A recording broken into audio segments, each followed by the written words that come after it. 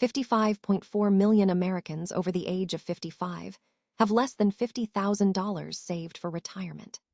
The Federal Reserve's 2023 survey of consumer finances found that the median retirement account balance for Americans between 55 and 64 is $134,000, a figure that collapses on contact with Social Security Administration data showing the average retirement lasts 18 years. The Employee Benefit Research Institute reported in 2023 that 40% of workers between 55 and 64 have saved nothing at all. Nothing. Zero. Not an underfunded account, not a depleted 401(k). Zero. The TIAA Institute's 2022 Financial Wellness Survey found that 53% of Americans in this age bracket cannot correctly answer basic questions about how compound interest works, suggesting the savings gap is not simply a cash flow problem.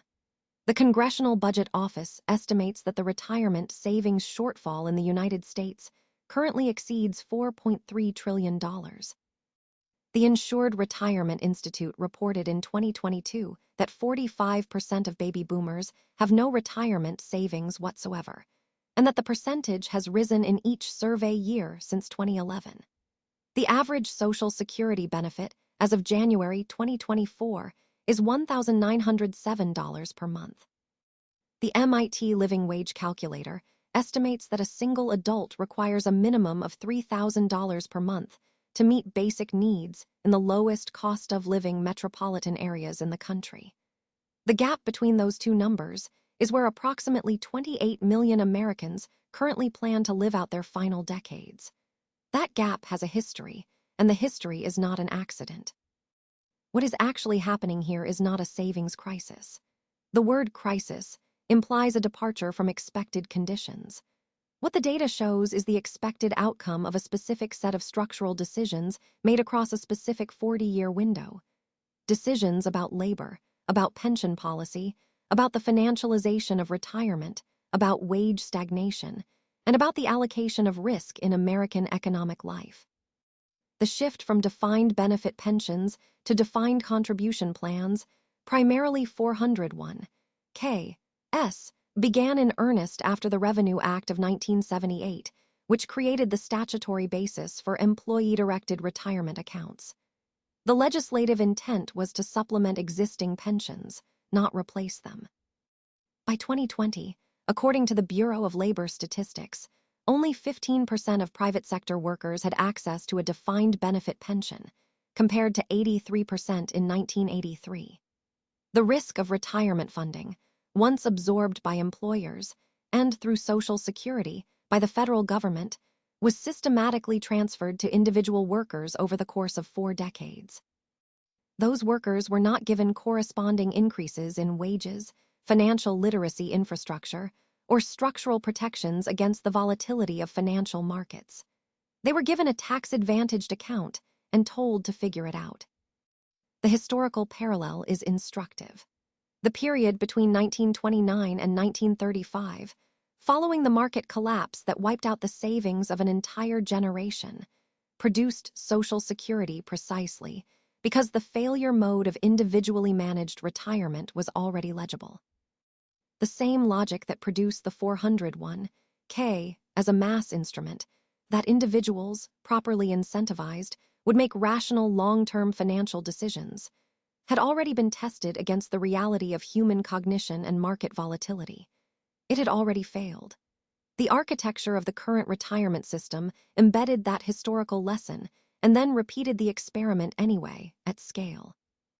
What the current cohort of 55-year-olds with zero savings represents is not a population that failed the system. It is the population the system was most likely to produce.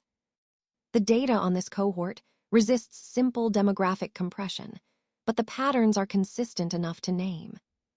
The Federal Reserve's 2023 survey of consumer finances shows that zero savings rates at age 55 are concentrated most heavily in 4 overlapping populations: workers who spent careers in service sector employment without access to employer-sponsored retirement plans, workers who experienced extended periods of unemployment or underemployment during the 2008-2012 recession window, and never recovered compound growth time. Workers who cashed out retirement accounts during financial emergencies, a practice the IRS reports affected approximately 1.5% of 401(k) account holders annually, compounded across decades. And workers in lower-income quintiles, who face the arithmetic impossibility of simultaneously building savings, servicing debt, and meeting current household costs on wages that grew 17% in real terms between 1979 and 2020, according to the Economic Policy Institute, while productivity grew 61.8% in the same period. The gender breakdown is significant and consistently underreported. The National Institute on Retirement Security published data in 2020 showing that women over 65 are 80% more likely than men to be impoverished in retirement. The caregiving penalty, years removed from workforce participation due to child or elder care, accounts for a substantial portion of this disparity. The Social Security Administration's own data shows that women's average lifetime earnings are 74% of men's, a gap that compounds across 40 years of compound interest the same way any gap does, at an accelerating rate as the period lengthens. There is also a racial dimension, the aggregate numbers obscure.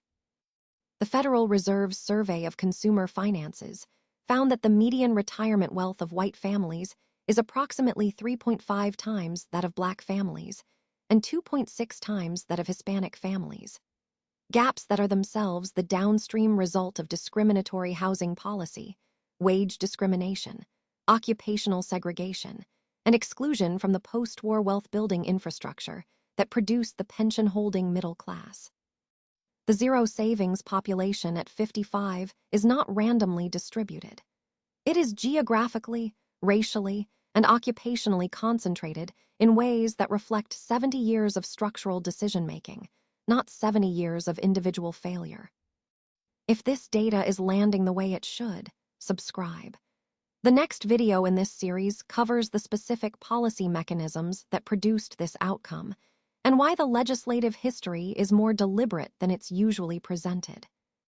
Here is where the data becomes genuinely complex, because the story of why people who are 55 have nothing saved is not identical to the structural story of why the system makes this outcome likely. The structural explanation is necessary but insufficient. There is a psychological layer that operates inside the structural conditions, and that the data also shows with consistency.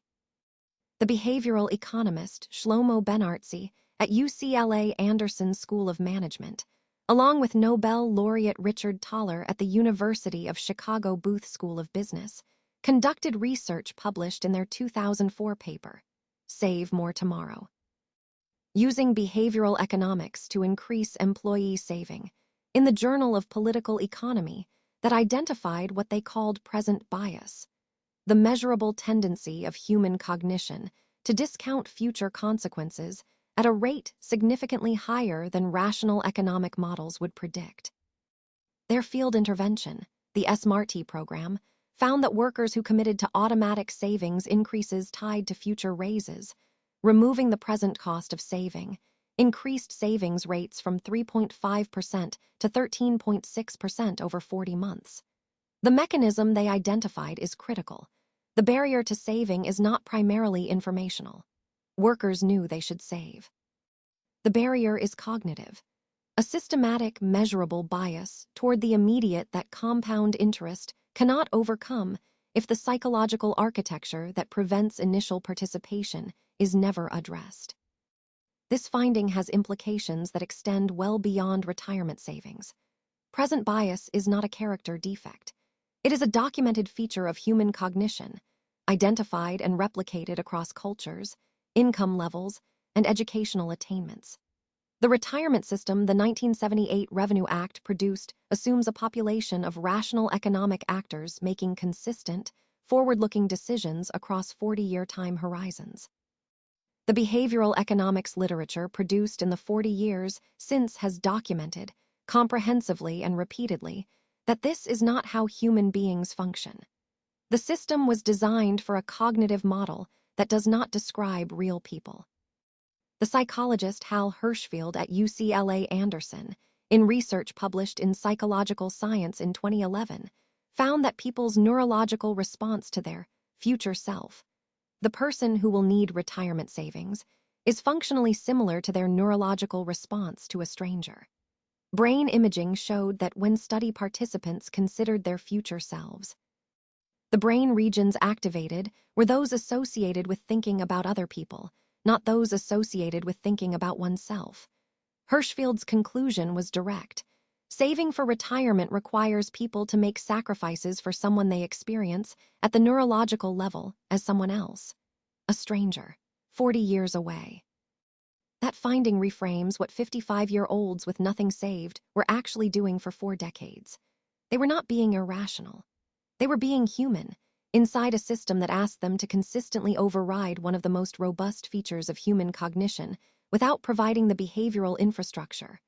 Automatic enrollment, automatic escalation, the structural nudges that Benartzi and Thaler showed actually work to make that override possible.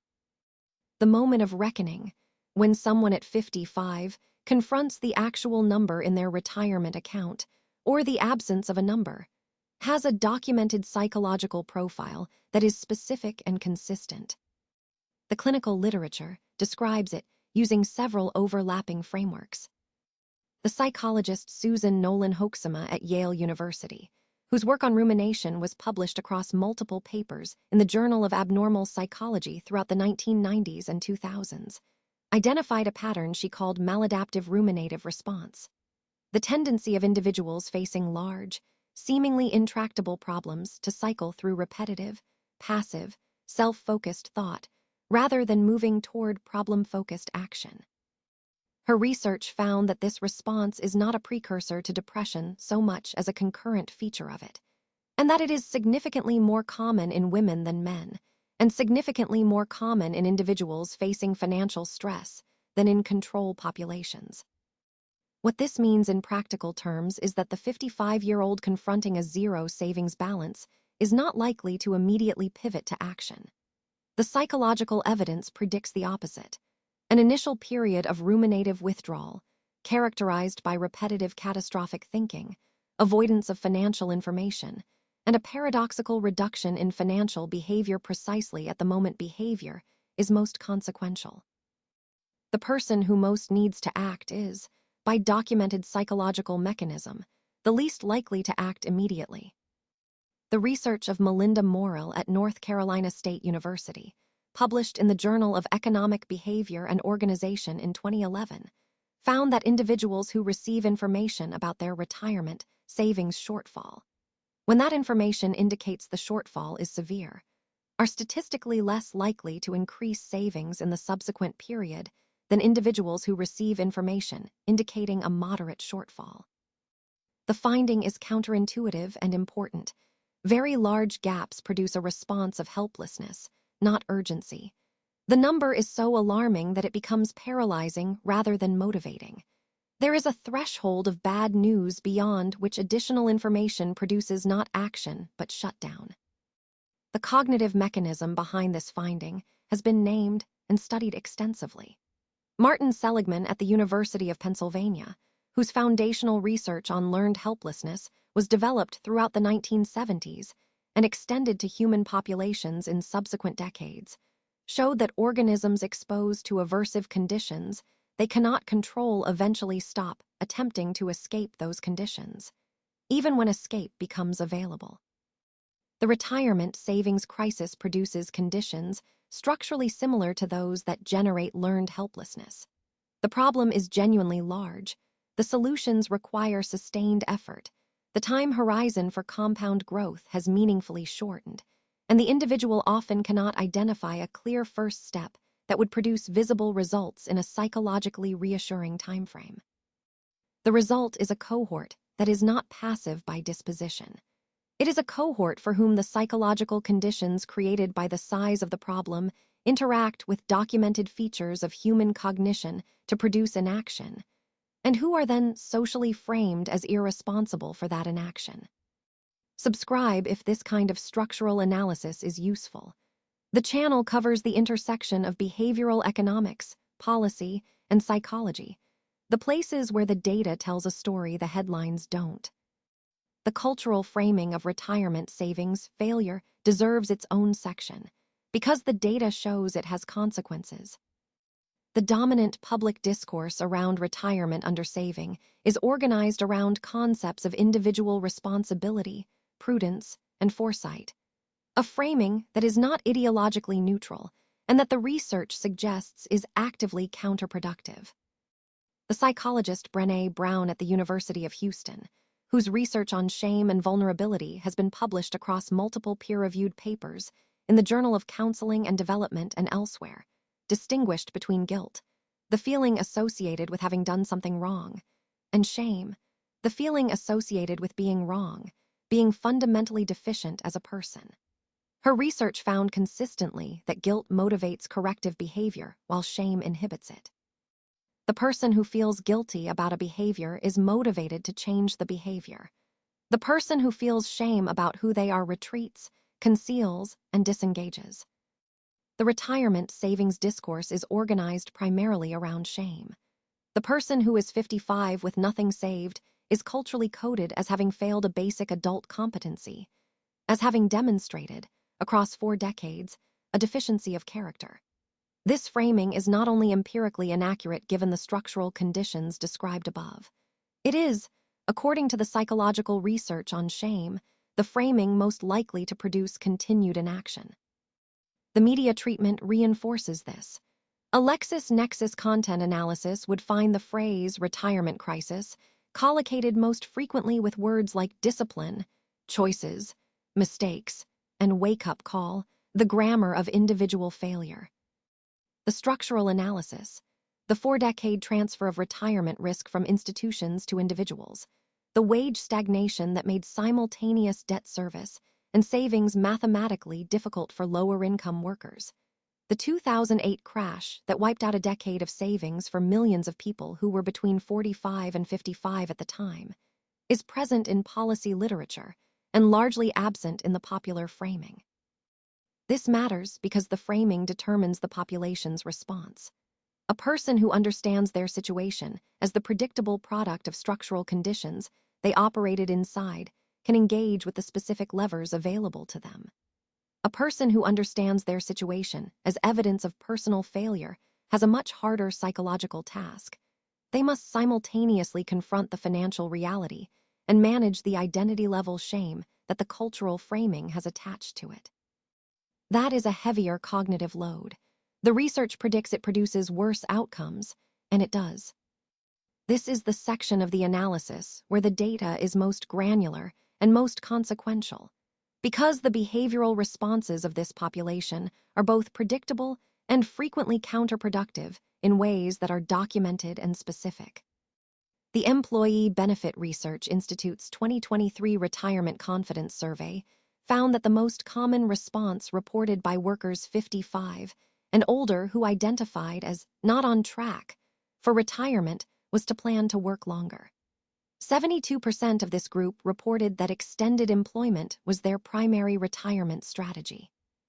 The Health and Retirement Study, a longitudinal survey conducted by the University of Michigan and funded by the National Institute on Aging, has tracked this population over decades and found a consistent and devastating gap between intention and outcome.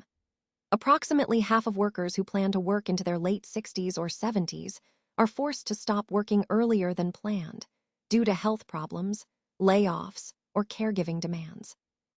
The plan to work longer is the most common strategy in this population and fails at a rate of approximately 50%. The data on Social Security claiming behavior is similarly instructive. The Social Security Administration reports that approximately 35% of eligible Americans claim Social Security benefits at age 62, the earliest possible age, despite the fact that claiming at 62 rather than 70 permanently reduces monthly benefits by approximately 30%. Among lower-income workers with minimal savings, this early claiming rate rises significantly. The behavioral economics explanation is straightforward. A person with no savings and immediate cash pressure makes a rational short-term decision that permanently reduces their long-term income. The system design, which allows early claiming, interacts with financial desperation to produce the outcome least favorable to long-term solvency. The AARP Public Policy Institute published data in 2022 showing that approximately 21% of adults between 55 and 64 with no retirement savings reported taking on new debt, credit card debt, personal loans, home equity extraction, in the 12 months following recognition of their savings deficit. This pattern is a documented feature of what behavioral economists call debt spiral dynamics.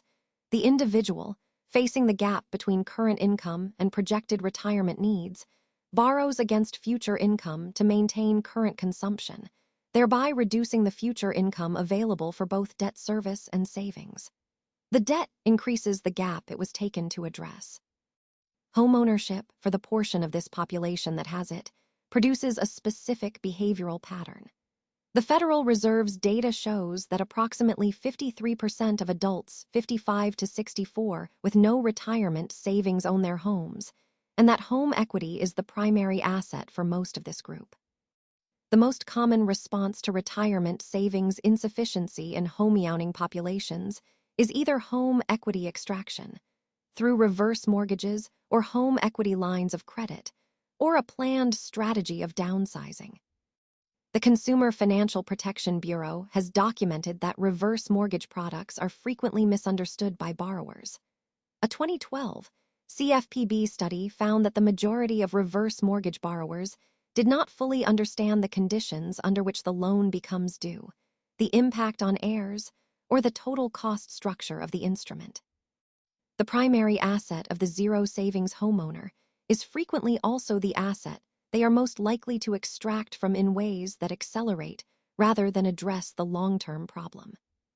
The data shows that recovery from a zero savings position at 55 is possible. It is not common, and what the data shows about how it happens is specific enough to be useful and honest enough to be uncomfortable. The research on financial recovery in late career workers is less voluminous than the research on the problem itself, but the clearest work comes from Teresa Ghilarducci at the New School for Social Research, whose 2015 book, Rescuing Retirement and Associated Research, documented the specific conditions under which late career workers successfully close retirement savings gaps. Ghilarducci's analysis of longitudinal data from the Health and Retirement Study found that recovery was associated with 3 factors at a statistically significant level: sustained increases in household savings, rates above 20% of income, debt reduction that preceded savings acceleration rather than occurring simultaneously, and Social Security claiming delay past age 65. The pathway that the data shows working requires all 3 components operating in sequence. Partial compliance, saving more while continuing to carry debt, or claiming Social Security early because of short-term cash pressure, produced outcomes statistically indistinguishable from no intervention. This finding is important because it contradicts the most common advice given to this population. The dominant financial media guidance for 55-year-olds with insufficient savings emphasizes maximizing 401(k) contributions, particularly the IRS catch-up contribution provision for adults over 50, which as of 2024 allows an additional $7,500 in annual contributions above the standard $23,000 limit. The advice is mathematically sound. Behavioral evidence suggests it frequently fails because it addresses only one component of a 3-component system, and the most psychologically demanding component, sustained 20+% savings rates, is the one that requires the individual to have already resolved their debt situation and their Social Security timing decision. Without those resolved, the savings increase is often temporary, rated by ongoing debt service, or ultimately negated by early Social Security claiming.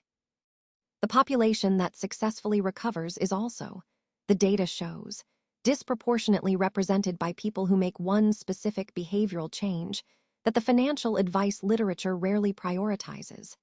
They find a single trusted financial interlocutor, not a product-selling financial advisor, not a robo-advisor, but a specific human being with specific expertise who has no product to sell, and establish an ongoing relationship with them. Ghilarducci's research, and separately the work of Anna Maria Lusardi at George Washington University School of Business, who has published extensively on financial literacy and retirement savings behavior in the American Economic Review and the Journal of Economic Literature. Both identify access to non-conflicted financial guidance as one of the strongest predictors of savings improvement in late-career workers. The access problem is severe. The fee-only financial planning model is priced out of reach for most of the population that most needs it, and the commission-based model creates the conflict that makes its guidance less reliable. This channel covers the behavioral and structural economics of retirement in granular terms. Subscribe if that analysis is what you're looking for. Every video in this series cites primary sources. No analysis of 55-year-olds with nothing saved in 2024 is honest without a specific accounting of 2008, because the timing of that crisis relative to this cohort's career and savings arc is not incidental. It is structurally central. A person who is 55 in 2024 was 39 in 2008.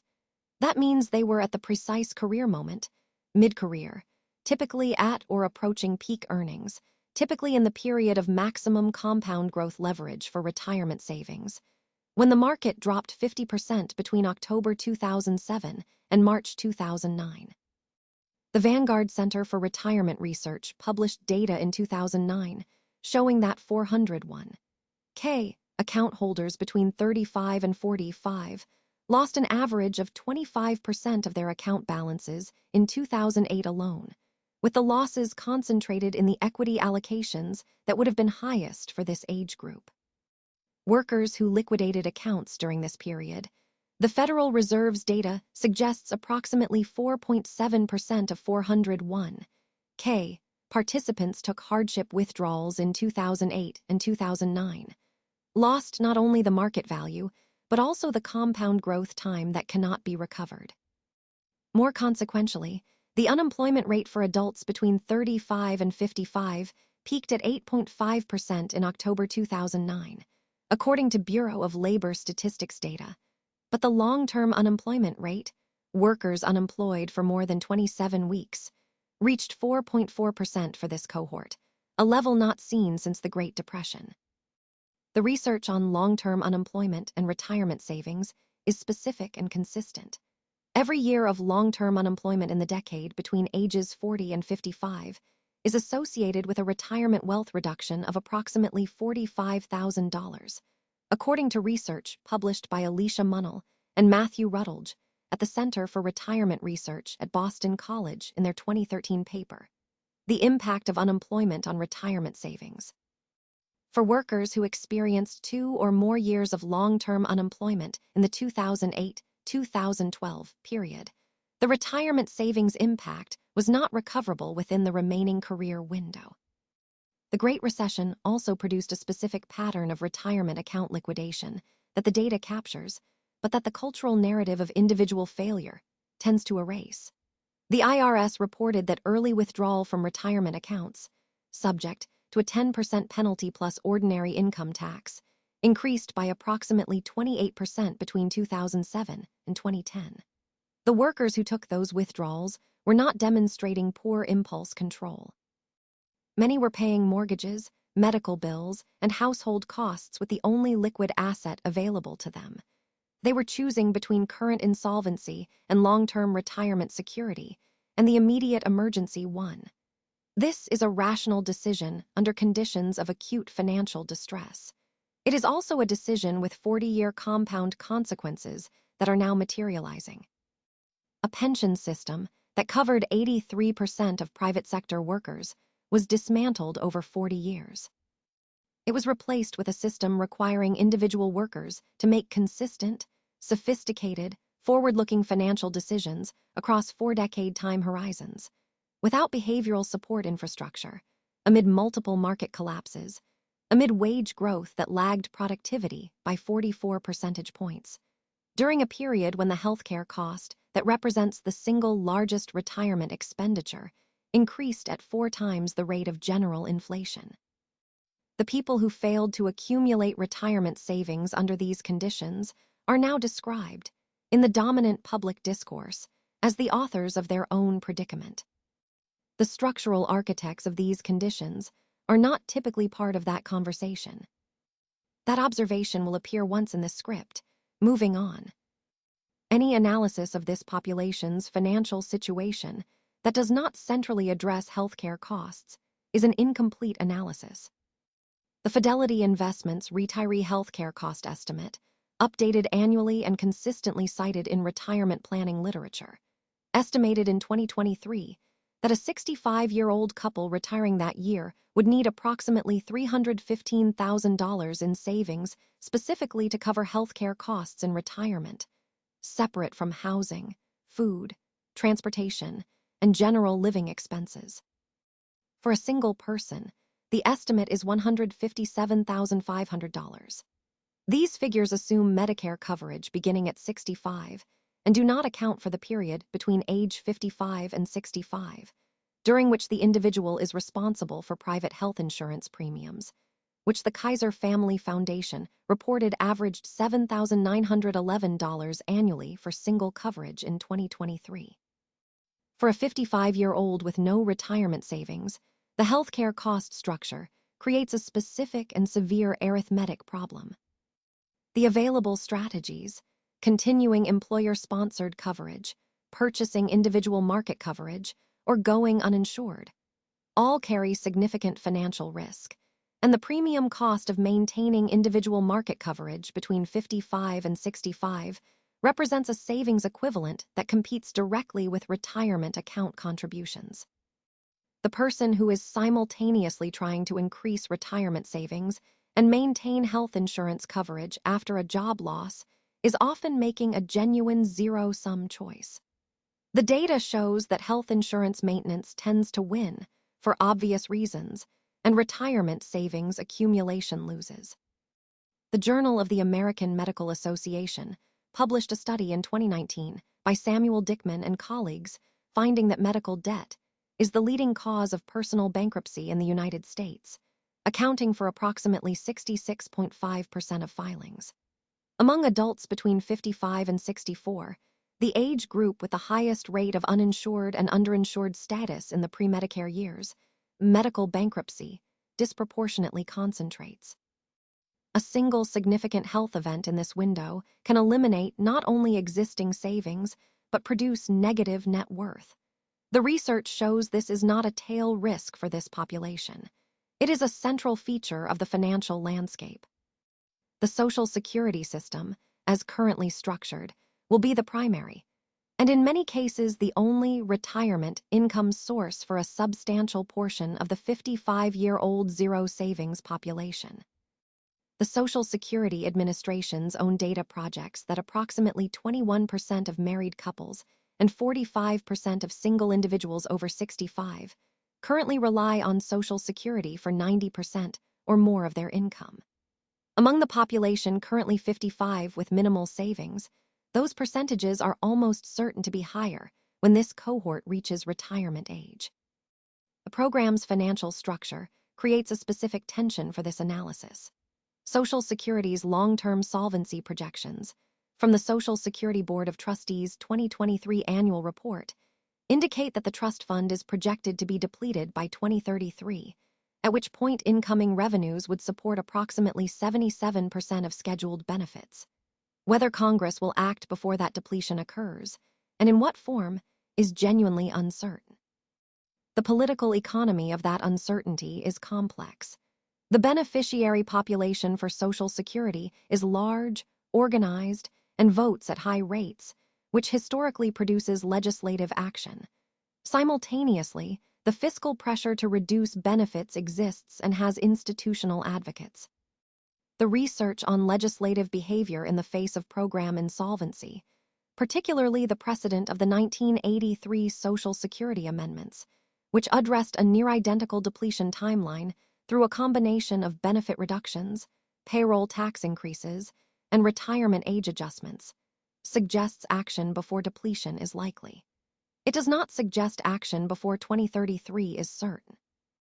For the 55-year-old with no savings today, that uncertainty is not abstract.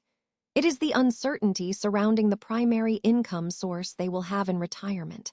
They cannot control it, model it with precision, or fully plan around it. The research on planning behavior under uncertainty, specifically the work of Amos Tversky and Daniel Kahneman on uncertainty aversion, published in their 1981 paper, The Framing of Decisions and the Psychology of Choice, in Science, predicts that individuals facing irreducible uncertainty about a major life outcome exhibit increased rates of decision avoidance. The uncertainty about Social Security's future benefit level is one more structural feature of the current environment that produces the inaction the data documents. If the structural analysis in this video is the kind of content worth having in your feed, subscribe. The next video covers the specific legislative mechanisms behind the 1978 pension shift and what the contemporaneous record shows about who knew what. The plan to work longer, the most common strategy in this population, and the one that fails at the highest rate, runs into a labor market reality that the optimistic version of the strategy doesn't adequately account for. The Urban Institute published a study in 2018, drawing on health and retirement study data, finding that 56% of workers 50 and older experience at least one significant involuntary job loss or a period of sustained reduced employment before reaching age 65. The term the researchers used was involuntary. The job ended because of layoff, business closure, or health-related separation, not because the worker chose to leave. The AARP Public Policy Institute's supplementary analysis of the same data found that older workers who experience involuntary job loss take an average of 26% longer to find subsequent employment than younger workers, and that subsequent employment, when found, pays a median wage approximately 27% lower than the prior position. Age discrimination in hearing is simultaneously widespread and difficult to prosecute. The Age Discrimination in Employment Act of 1967 prohibits discrimination against workers 40 and older, but the legal burden of proof, requiring demonstration of discriminatory intent rather than discriminatory effect following the Supreme Court's 2009 ruling in Gross v. FBL Financial Services, makes successful claims difficult. The EEOC received 14,183 age discrimination charges in fiscal year 2021. Resolution of charges that produce any remedy for the complainant has historically run at approximately 18%. The legal protection that exists on paper does not, in practice, produce consistent enforcement. The practical consequence for the retirement planning of 55-year-olds is that a strategy built on continued employment to 67 or 70 is a strategy with a 50% structural failure rate that is largely outside the individual's control. The healthcare costs, the age discrimination, the involuntary separation, none of these are decisions the individual makes. They are conditions the individual encounters. The plan to work longer is, in the majority of cases, a plan built on a variable the planner does not control. The behavioral evidence on late career financial recovery, drawn from the longitudinal work of Ghilarducci, Lusardi, and the broader health and retirement study dataset, points consistently to a psychological precondition that financial advice literature rarely names directly. Recovery from a severe retirement savings deficit at 55 is preceded, in the cases where it occurs, by a specific cognitive event. The individual reframes the problem from an identity-level question, what does having nothing saved say about who I am, to a logistics-level question, what are the specific, sequenced steps available to me, and which of them do I take first? This reframe is not a matter of will or optimism. It is a cognitive shift with a documented structure. The psychologist Carol Dweck at Stanford University, whose work on mindset has been published across multiple papers and consolidated in research cited extensively in the Journal of Personality and Social Psychology, identified the distinction between fixed mindset, the belief that current conditions reflect fixed personal attributes, and growth mindset, the belief that current conditions are amenable to change through specific actions. Her research found that the fixed-to-growth shift is achievable through specific interventions and is associated with measurable changes in behavior. In the context of retirement savings at 55, the relevant intervention is not inspirational. It is informational and sequential. The individual needs to see a specific, credible set of steps, in order, with realistic projections attached, before the cognitive reframe becomes available.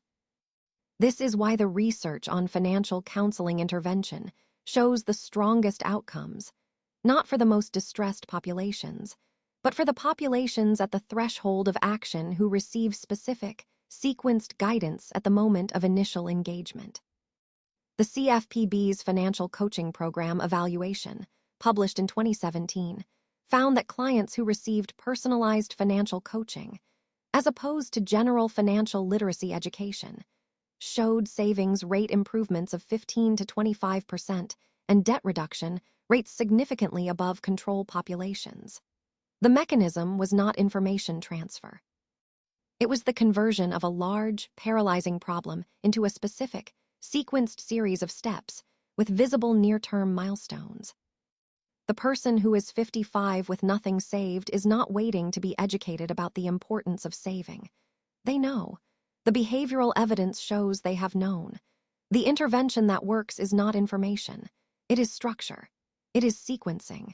It is the conversion of an identity question into a logistics problem and then solving the logistics. Here is what the evidence accumulates toward, stated without resolution, where the resolution does not exist.